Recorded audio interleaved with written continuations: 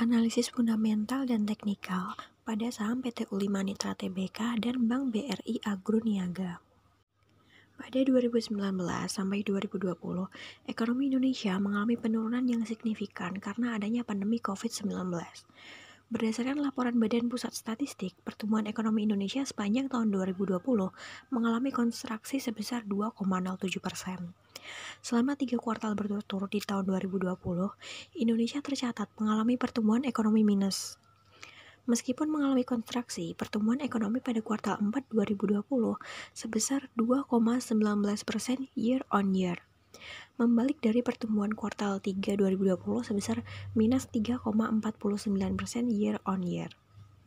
Tren perbaikan pada kuartal 4 2020 tersebut terjadi di hampir seluruh komponen pemerintah dan lapangan usaha. Kedepan, pertumbuhan ekonomi domestik yang membaik hingga akhir 2020 diperkirakan meningkat secara bertahap pada 2021. Analisis saham Bank Rakyat Indonesia Agro Niaga. Bank BRI Agro Niaga adalah sebuah perusahaan keuangan yang bergerak di bidang jasa keuangan dan perbankan di Indonesia yang didirikan oleh Dana Pensiun Perkebunan Nusantara pada 27 September 1989.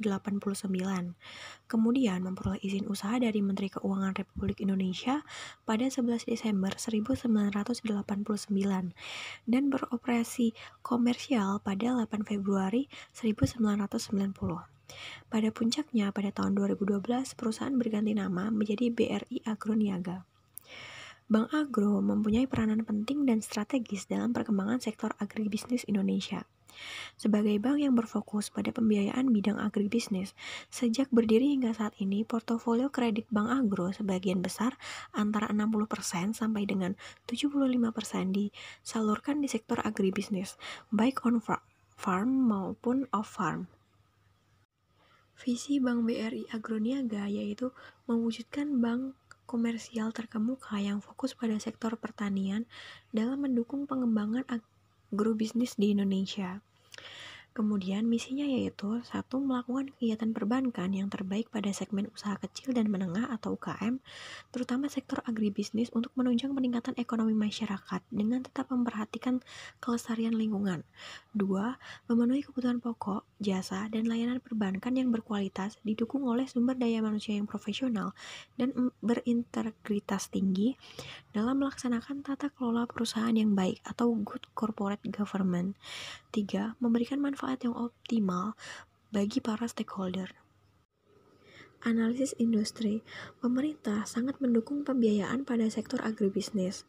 Hal tersebut sejalan dengan orientasi pembangunan seluruh subsektor pada sektor pertanian saat ini yang diarahkan untuk memenuhi kebutuhan bahan pangan bagi masyarakat, menghasilkan berbagai produk industri berbasis pertanian, membuka lapangan kerja, meningkatkan pendapatan dan kesejahteraan masyarakat, serta memperbaiki kondisi ekonomi dan lingkungan. Kemudian, kredit investasi untuk pertanian, peternakan, kehutanan, dan perikanan tumbuh 9,2% secara year on year, menjadi 220,3 triliun. Sedang kredit modal kerja yang disalurkan untuk sektor pertanian, peternakan, kehutanan, dan perikanan tumbuh 15,8% year on year, menjadi 151,1 triliun di 2018. Total kredit sektor agribisnis memberikan kontribusi 6,98% dari total penyaluran kredit bank sepanjang 2018 yang sebesar 5.320,9 triliun. Pertumbuhan kredit sektor agribisnis diproyeksikan akan lebih tinggi lagi. Terbatasnya akses petani terhadap sumber-sumber pembiayaan, terutama dari lembaga keuangan formal, menjadi tantangan bank yang berfokus pada sektor agribisnis. Dari data survei Sosial Ekonomi Nasional 2016, hanya sekitar 15% dari sekitar 8.000 sampel petani yang sudah mengakses kredit bank. Sedangkan mayoritas sebesar 52% masih mengandalkan modal sendiri, koperasi, kerabat, dan lembaga keuangan non-bank lainnya. Sementara itu, 33% petani lainnya mengandalkan kredit Program Nasional Pemberdayaan Masyarakat dan kredit usaha rakyat. Analisis perusahaan. Dari grafik dapat dilihat bahwa aset, hutang, modal, dan nilai buku mengalami kenaikan dari tahun ke tahun. Secara berurutan, aset, hutang modal, dan nilai buku pada tahun 2014 sebesar 6,39 triliun, 5,48 triliun, 904,02 miliar, 42,78 mengalami kenaikan menjadi 27,07 triliun, 22,59 triliun, 4,48 triliun, dan 212,10 pada tahun 2019. Jika dalam persentase, maka dari 2014 ke 2019 secara berurutan mengalami kenaikan sebesar 323,63%, 312,27%, 395,56%, dan 395,75%. Kemudian, pada tabel income statement dapat dilihat bahwa pendapatan mengalami kenaikan dari tahun ke tahun.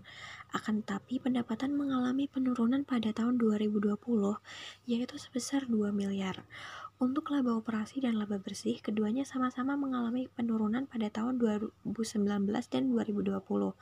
Hal tersebut pastinya disebabkan oleh beberapa hal, salah satunya yaitu dikarenakan pandemi COVID-19. Kemudian, dari tabel rasio perusahaan dapat dilihat secara berurutan bahwa EPS, PBV, ROA, ROE tertinggi terjadi pada tahun 2019, 2020, 2015, 2015 dan terendah terjadi pada tahun 2020, 2015, 2020, dan 2020. Analisis teknikal saham agro. Untuk indikator moving average menunjukkan bahwa saham perlu wait and see karena belum terjadi momen golden cross antara MA10 dan MA20. Meskipun terlihat MA10 sudah menunjukkan arah melengkung ke atas, artinya dalam jangka pendek akan terjadi momen beli tersebut.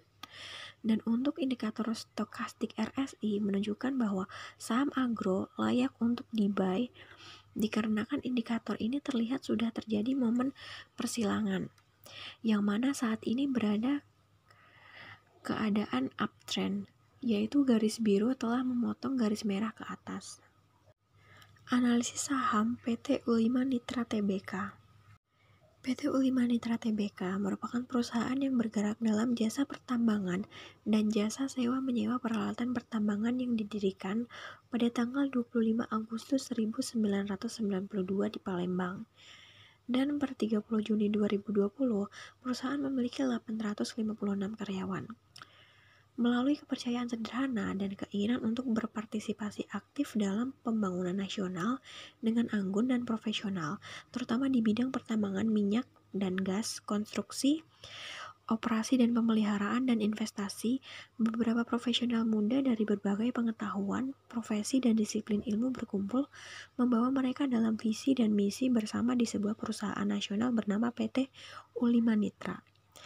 Dengan semua sumber daya yang harus dikembangkan, dukungan peralatan teknologi tinggi, serta etika dan budaya kerja profesional, PT U5 Nitra akan selalu membantu menyelesaikan setiap masalah yang dihadapi oleh pelanggan dengan hasil yang memuaskan.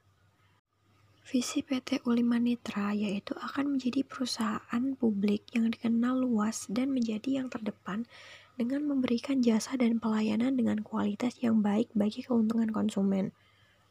Kemudian misinya yaitu 1.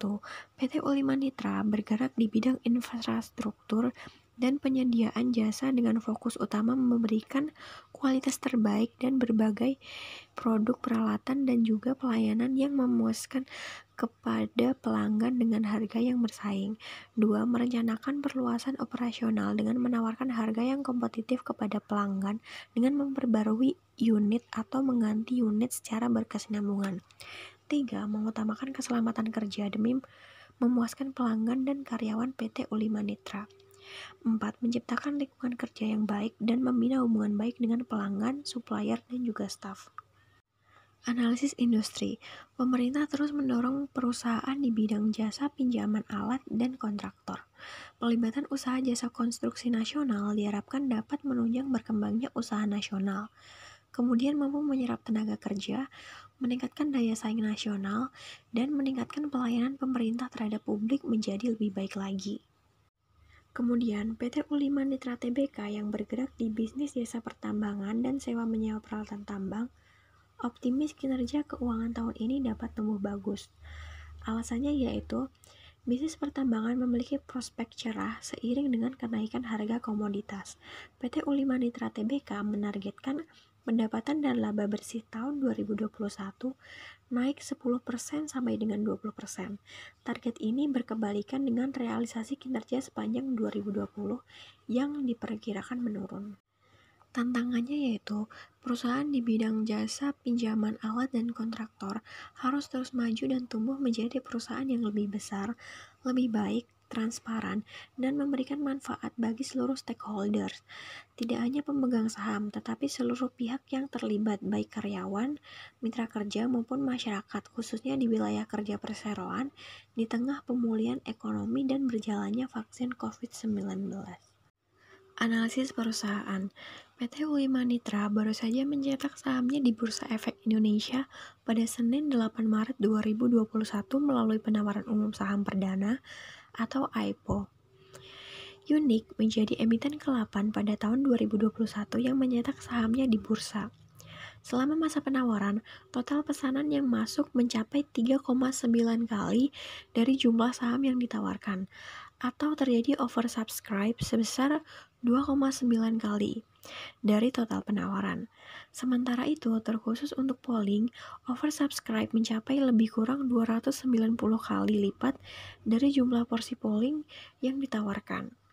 Dalam aksi IPO ini, Unik melepas sebanyak 300 juta saham yang setara dengan 9,56% dari modal ditempatkan. Harga pelaksanaan ditetapkan senilai Rp118 per saham. Dengan demikian, Unik mengantongi 35,4 miliar dari aksi IPO tersebut. Analisis teknikal saham Unik. Untuk indikator moving average menunjukkan bahwa saham perlu wait and see karena belum terjadi momen golden cross antara MA5 dan MA10.